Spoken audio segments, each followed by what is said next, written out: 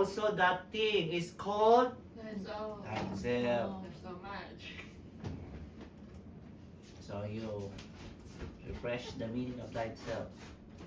Come on. Pink. Come on. Come on. Pink. Come on. Yun. Are you commanded to love yourself? Why? You're supposed to. So you're not selfish. No, are you commanded to love Oh. yourself? No. Yes or no? No. No. Why? Well, then you don't become narcissistic. Why are you not commanded to love yourself? Then you should already be doing You it. should already doing it. I know. That's what I said. You already love yourself, but the problem, you're doing it too much. You're That's what I doing too said. much to yourself, and you're being selfish. I said that. Is there something wrong with that? What, Yes. What is Is there wrong? something wrong with command to love yourself? Yes. Yes, if it is too much. Oh, Right? I said that. They said yes or no first. Come on. What? What? Whoever's might The- the right cheek, turn on the right also. Is this means that it's okay for you other people to treat you like rags? No. Why? What? What's the meaning of this? Oh. Why is it not okay? You said it's not like treating you rags. Why? Because what? Because we're not human. Wait, let me read it again. Because Wait, can you read the question again? Because you gotta love your mas enemy. doon, tingnan natin sa doon. Does it Okay, mean fine. someone treats you in a way less than yourself? Someone takes your right dignity you have. Don't retaliate. Retaliate. What? This is the meaning of that. What? Wait. You give your right cheek and turn the other. Yes? Is this the meaning? Yeah. Yes. Don't retaliate if somebody Why not? insult you, Why not? somebody say know. bad things about you. Don't fight back. Sometimes we have to be black when bad men are harmless. Anvil. What? Anvil. Anvil. Nope, it's not working. Mhm. There it is. Anvil. Sure. There it is. What is the anvil used for? Absorbing. Build. Absorbing the heat. Building. Yeah, building, but normally the hard heat is absorbed by the anvil. Sometimes if people insult us, bad about us, we just absorb it. Okay? Don't fight back.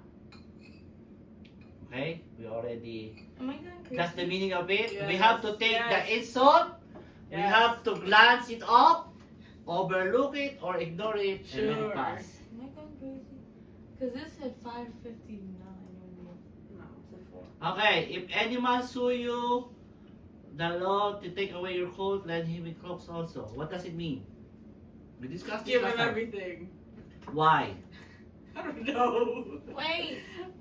Oh, Okay, You look. said, you said why, but you just ended it. Why? Oh, why?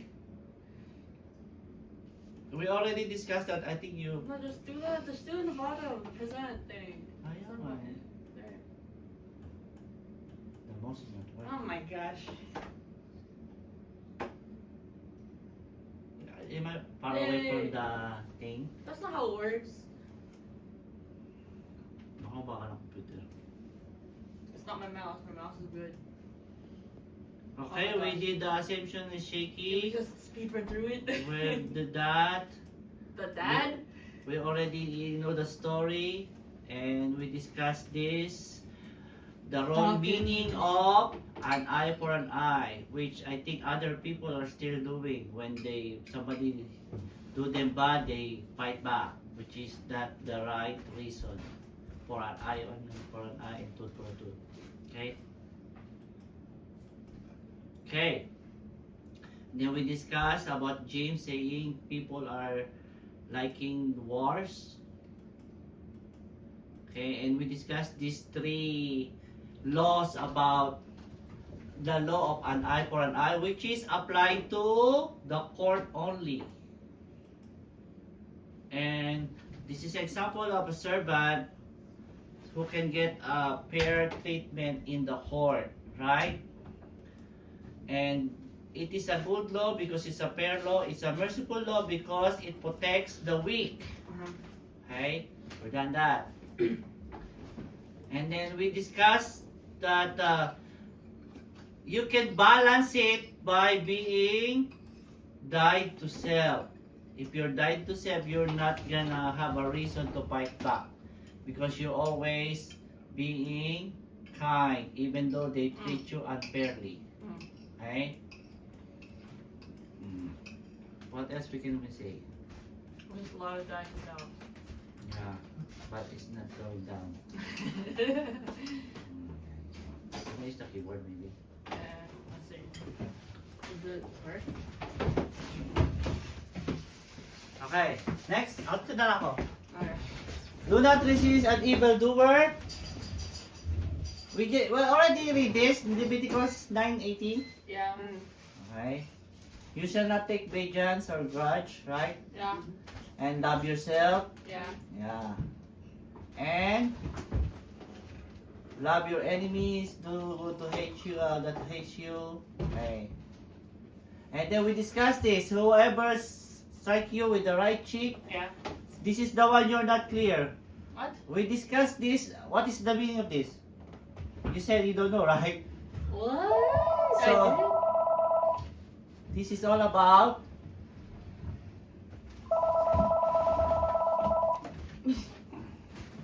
this is all about someone like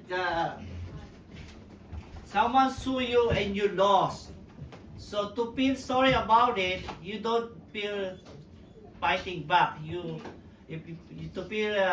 To prove that you feel sorry, you have to do everything to reconcile with the one who sue you. That's what it means.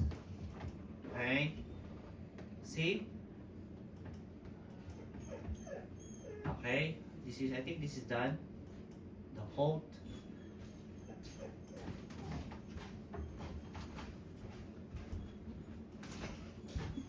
Okay, now we are here.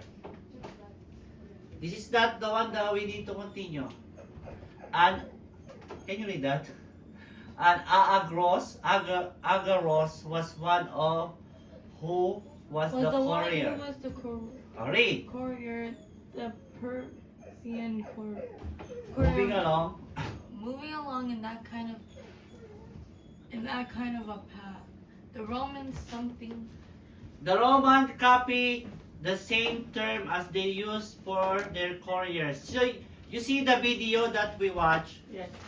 So before the Israel was under the Persian kingdom, and one of the law they did is the agaros, who's like a courier who's delivering the letter, the message. If they are not feeling well, they got sick, and they don't want to delay the message, they can ask anybody that they see to bring the message because it's important that it's not going to be delayed. So now when the Persian is gone and the Romans came to the Israel, they accept the same law, say, oh, we can do it too. Since they are our slave, we can do it too because they are under our government. Okay? So, for example, the guy who was in the horse carrying the mail and something happened, he got sick, he just can get anybody he sees and continue the journey so the mail will not get behind or not gonna be late. Okay? So the Agaros became the courier who was conscripted, and by the time you get down into the grid, the news time, it has to do with somebody as an official, as a public duty. Okay, so you get that. Example, Luke 23:26. Let's read that. Luke 23:26. I want to do it. Whoever finds first. It's just one verse. I want to do it. Luke 23. No, let me do it. I found it. No. Wait. No. Wait. No. No. 26. Yes. As they led him away, they seized a man Simon of Cyrene, who was coming from the country, and they laid the cross on him and made him carry it behind Jesus. Remember when Jesus is